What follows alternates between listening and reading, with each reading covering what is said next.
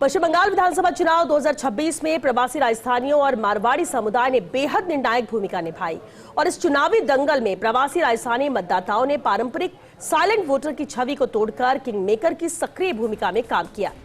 इस एकजुटता के पीछे राजस्थान फाउंडेशन कोलकाता चैप्टर के अध्यक्ष संतोष कुमार पुरोहित प्रमुख सूत्रधार बनकर उभरे। पुरोहित ने न केवल कोलकाता बल्कि आसपास के क्षेत्रों में फैले लाखों प्रवासियों को संगठित किया, उनकी समस्याओं को सुन उनके समाधान के लिए निरंतर प्रयास किए। इसी सिलसिले में जयपुर प्रवास के दौरान संतोष कुमार पुरोहित ने फर्स्ट इंडिया न्यूज कार्यालय का दौरा किया। उन्होंने चैनल की कार्यप्रणाली को करीब से जाना और चैनल के काम की सराहना की।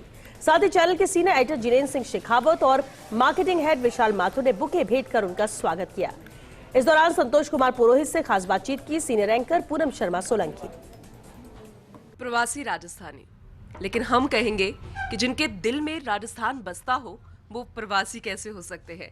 अभी पश्चिम बंगाल में भारतीय जनता पार्टी ने जो जीत हासिल की उसमें कहते हैं कि जो क्रेडिट है वो राजस्थानियों का भी है, और वही राजस्थानियों की बात जो पश्चिम बंगाल में करते हैं, कोलकाता में करते हैं, और राजस्थान की आवाज़ कोलकाता से उठाते हुए पूरे देश तक करते हैं। संतोष कुमार पुरोहित जी हमारे साथ हैं, राजस्थान फाउंडेशन कोलकाता चैप्टर के प्रेसिडेंट, आज हमारे साथ फर्स्ट इंडिया न्यूज़ में। सर, आपका बहुत बहुत स्वागत है। सबसे पहले तो बधाई, क्योंकि बहुत इम्पोर्टेंट रोल रहा है आपका, तो उस पर सबसे पहले आपसे एक राय लेना चाहेंगे।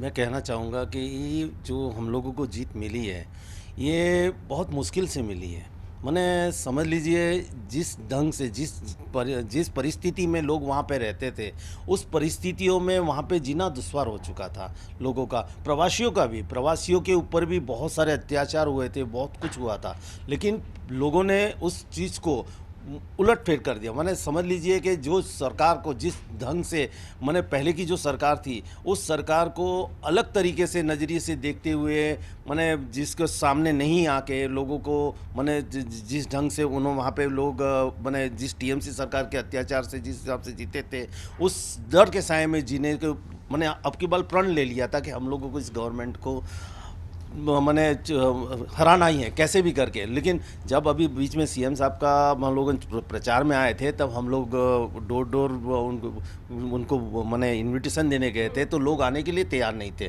बोले नहीं हम लोग नहीं आएंगे, बोले कल उठ के टीएमसी जीत गई तो हमारा क्या होगा।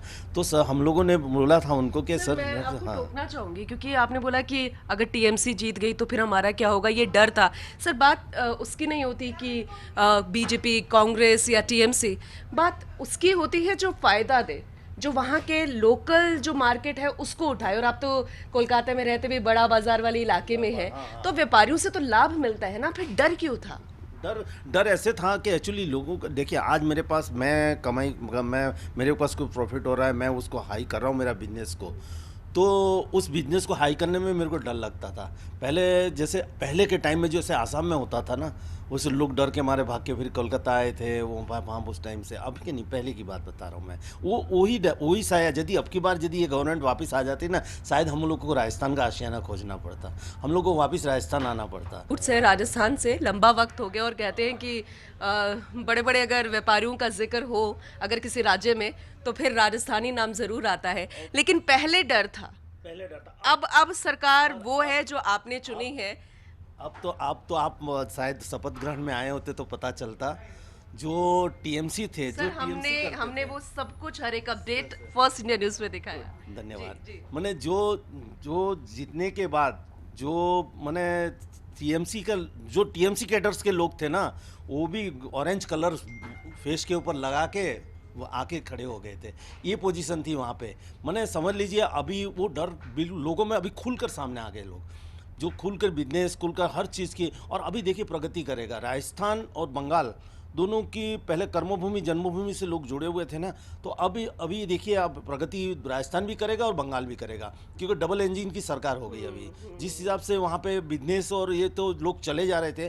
लास्ट टाइम जब हम लोगों ने इवेंट किया तब बहुत सारे लोगों ने रुचि दिखाई राजस्थान में बिजनेस की, लेकिन मुझे लग रहा है कि अभी जैसे 4 बिजनेस वहाँ कर रहे हैं तो 1 बिजनेस राजस्थान में लगाएंगे, 3 बिजनेस वहीं करेंगे। बिल्कुल, और यही आपने कहा कि खुल के अब हम करने लगे, तो मैं चाहूँगी कि खुल के अब ये अपनी बात रखें कि आप सरकार से क्या उम्मीद करते हैं, क्योंकि चुनी हुई सरकार है, तो ऐसे में से टॉप 3 ऐसी क्या प्रायोरिटीज है अध्यक्ष के तौर पर आप चाहेंगे कि जो प्रवासी राजस्थानी वहां पर निवास करते हैं उनको ये दिक्कत ना आए, या फिर वो ये चाहते हैं कि ये सबसे पहले हो?